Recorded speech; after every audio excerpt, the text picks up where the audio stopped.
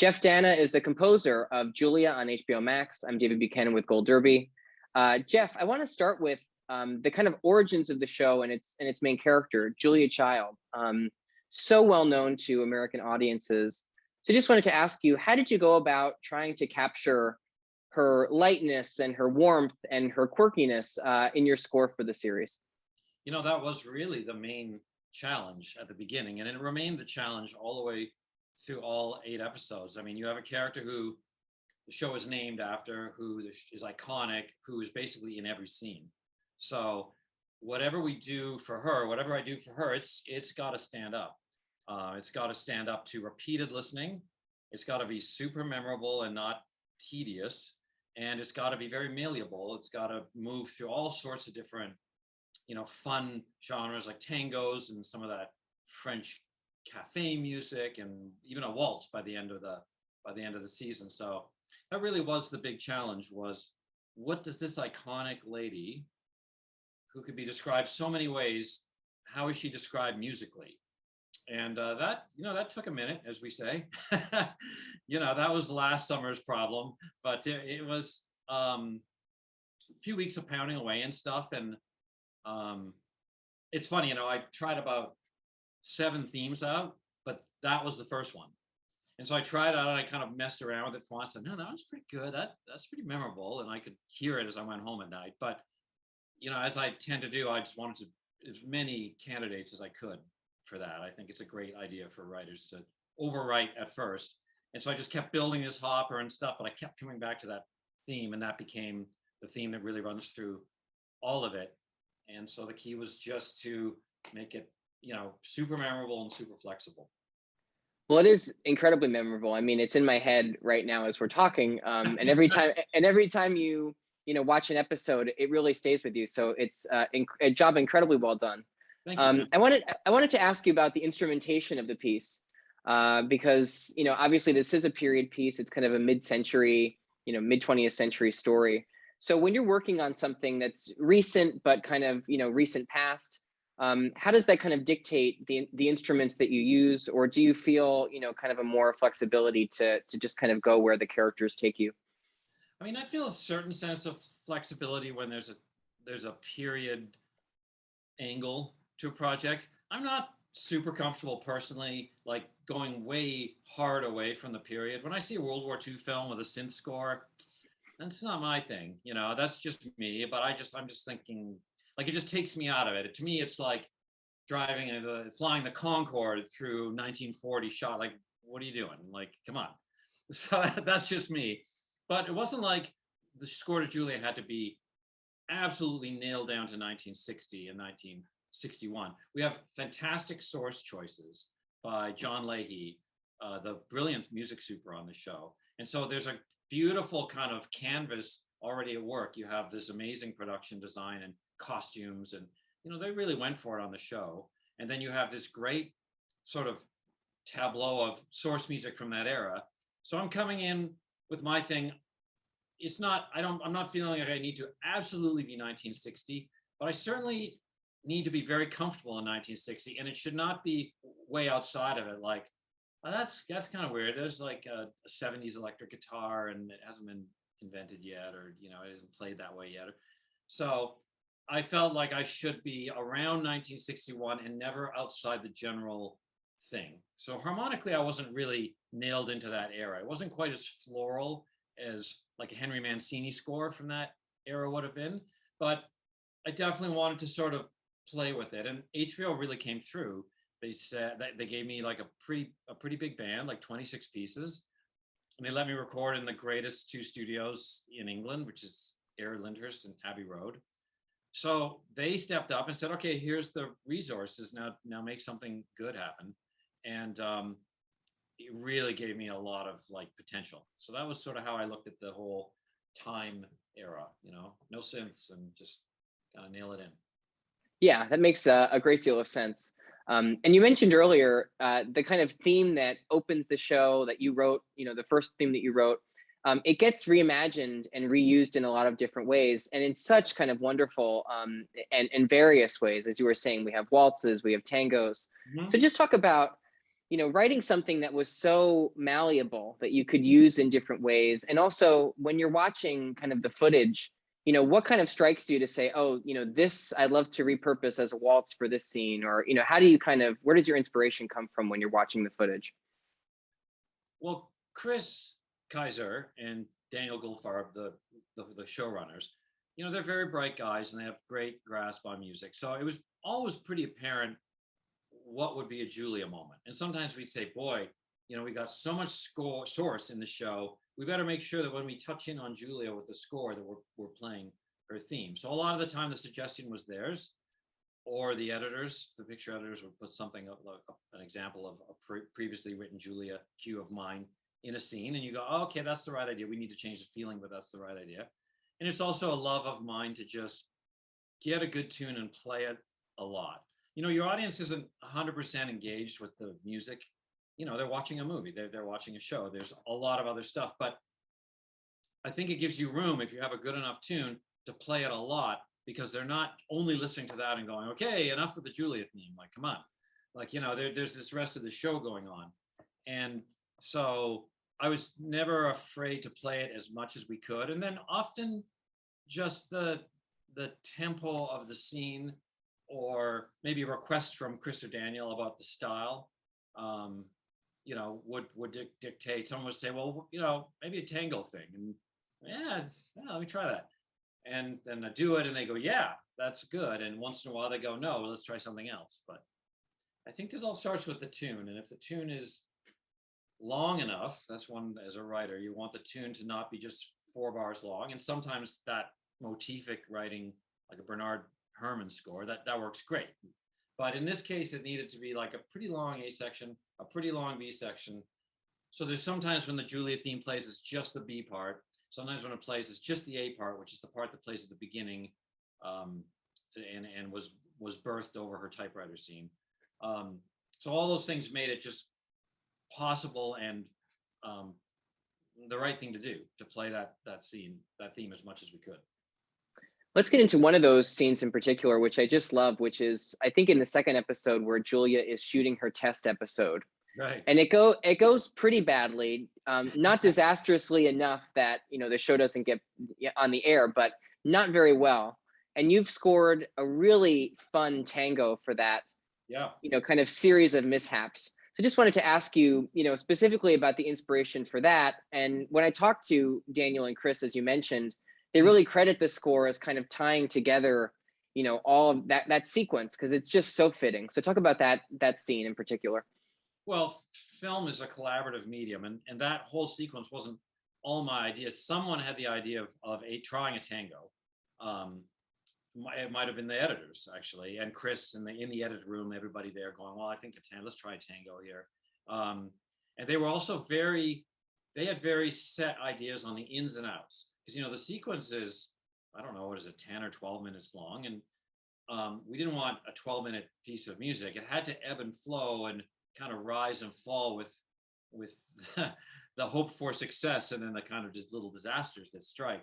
So that was another really important thing, is where all those cues start. I think there's about 6 of them, where they start and stop. That became a big part of whether that was going to work. And again, that's collaborative. There's, there were times where they said, well, we think we should stop there. And I go, well, what if we go just a little bit longer until Paul turns and looks? And then sometimes they go, yeah, let's try that. Or sometimes they say, no, we tried that, stop here. I mean, that was a very collaborative sort of spotting as to where it would start and stop. And I think we got it right. It's quite unconventional, actually, how, the places it stops and starts. It's not totally film score 101, but in the end, when we worked it, and I remember that one was a lot of work, but in the end, sitting back and watching all 7 cues or whatever go by and going, okay, we're riding the tide here. And it was a heck of a lot of fun. And boy, the band played the heck out of it. I mean, as writers, we can write anything if we have enough imagination or whatever, but you need the players to do it. And boy, they just nailed it. And especially Tom Pickett-Smith, who's the concert master in London. I mean, he does all those gypsy violin solos. I mean, he just is a monster, as we say. And we got to credit where credit is due. Yeah, and so much fun. You just mentioned Paul, Julia's husband in the series, played by David Hyde Pierce. Right. That's something I think is also captured so beautifully in the music is their Thanks. relationship, because it's a very, very supportive and very gentle and delicate relationship, and I think that really translates in the score. So, how did you kind of capture their dynamic in song, and also, what kind of cues are you picking up on from David Hyde Pierce and Sarah Lancashire? Well, there couldn't be a better cast for this show. It's jaw-dropping sometimes how much extraordinary talent Chris and Daniel put in this show. There's not a bad thing anywhere. Someone comes on the screen for 15 seconds and they're great. Like they all really nailed this thing. And of course, the main 3 or 4 characters are just absolutely exquisite. So you have this very magical thing going on with Paul and Julia, all this unsaid, unstated, but obvious tenderness that they have for each other. So the tune had to be something that was heartfelt, but very honest and not over the top, not floppy, and still kind of like sound vintagey, a little bit vintagey, and not, film music now is quite restrained. Like there's a lot of current directors that with a love theme, like, oh, okay, like, let's take it easy. Like we don't do those things anymore. But no, they were like, yeah, let's play this. Like, let's feel something when they're together, but it still had to be not too floral. And so that was the theme I came up with. It was sort of the in between. It's hopefully a beautiful thing, but a kind of restrained thing, sort of like their marriage. They're not usually throwing themselves at each other, but there's this thing that's going on. Chris talked about the music being something that's just in the air around them when it really was working. And it's funny, I didn't watch ahead with the episodes because I wanted to be surprised like the audience was each time I sat down to work on a show. So I didn't go looking ahead. And I really had no idea when I wrote the first Paul and Julia theme that there would be that much of it. I mean, I always try and write something really good each time, even if it only turns out to be used once, but I'm glad I worked on it because we used it a lot. And I had no idea how much it would be, but it does seem to be, it's the secondary theme after the Julia theme, and it really does seem to sit with it, but be different from it. Yeah, let's talk about a slightly different dynamic, which is Julia's relationship with Simca, which you also capture in song. Right. That one is a lot more of a negotiation, because they get along, and obviously they have such a fruitful creative partnership, but there's a kind of a fiery dynamic between them. Did you draw on any kind of French or Parisian kind of inspiration for the theme that plays? Because we only see her kind of via the phone, abroad in Europe. Right. You're going to see a lot more of her next season because, as you've probably heard, or you may not know, but the season is going to open in France because at this point in Julia's life, she goes to write the second cookbook with Simca. And so they're going to shoot all summer in France, which is going to make for some beautiful footage, right? So Absolutely. there's a lot more Simca coming. So I'm going to need to think more about Simca. But really what I did was, negotiation is a great word. And so what I did was a lot of it is still the Julia theme, but it's colored with some of the violin and accordion of the cafes and the food places of Paris.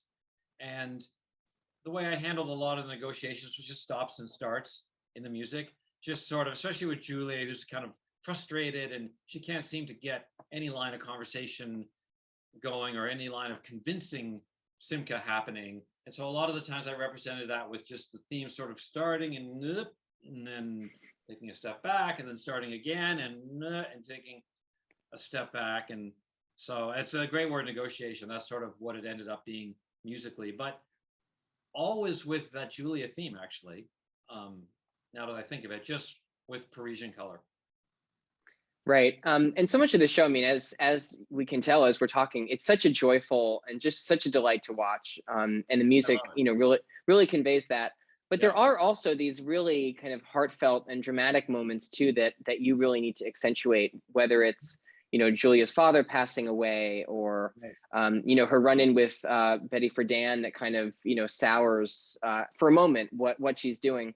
So I just wanted to ask you about building continuity in your score where these are kind of different turns for the series to take, but of course it all has to sound of a piece. Yeah, I mean, a lot of it is just how long I've been doing this, which is being around for a long time has its downside. I often think when I look in the mirror, but working at this for 30 years, it just gives you a ton of tools. So I know how to take one long, hopefully memorable tune and just spin the heck out of it. And that's kind of basically what was happening. Even now, Pop died. That is kind of an offshoot cue that's on its own. And that's just a matter of, like, that's film scoring. You just go, what's she feeling inside? Well, I'm going to find it on the piano here and do that. And it is restrained because a 26 or a 22 piece band doesn't make a flailing, bombastic sound. So just already my palette is kind of restrained, kind of. But I'm a big believer in being emotional and beautiful. I think those things are shied away from too much. And I think that if the story and the acting warrants it, you should do that thing. You should go all the way to that place artistically. And my gosh, the writing and the acting in those scenes. I mean, Sarah's performance when Pop dies and puts the phone down, it's breathtaking. So it's a whole lot of inspiration here for me to really kind of go for it. And so that's where doing this for a long time has been a good thing. Yeah, no question. And finally, before I let you go, you touched on this a little bit. You've given us a tease of where season 2 is going to open and what you're going to have to do with the score, which is very exciting. Yeah. But the season kind of ends. The last thing we see is this lovely montage of everybody watching the final episode, and Julia's agreed to do another season of The French Chef. Right. So, that kind of montage has such a nice score to it. It's very optimistic and kind of future looking and forward looking. Right. Just talk about kind of the last notes that you were going to put on the season, what you wanted to convey there and what you're looking forward to most in season 2. Well, we just wanted to, we just thought after 8 shows of watching this show and this character and this story and this lady in particular develop, we ought to pay homage to her with at least the last 30 seconds. So that's a waltz, which felt like it was the right timing for the cut and the kind of, like you said, optimistic energy of that sequence. But we don't really, it rolls through 3 different kind of movements until the 4th movement, it's Julia's theme that's playing and in full waltz mode. And it just seemed right to circle back at the end of that long cue, the way we circled back at the end of the 8 seasons, and just say, here she is in her most uplifted, wafting kind of way. We're going to go out on this theme, and here's to more ahead. And of course, when I wrote the cue and when we recorded it, we didn't know there was more ahead. We just hoped. So it turned out to be not in vain. And so a lot of that hopefulness gets into the film as well. And listen, it's good filmmaking. It's a joy to work on things like that when you're writing music. Well, we're very grateful. Julia will be back for more. Jeff, Danna, such a pleasure to talk with you today. Yeah, congratulations on Julia, and thanks so much for talking to Gold Derby. Yeah, thank you, man. Appreciate it.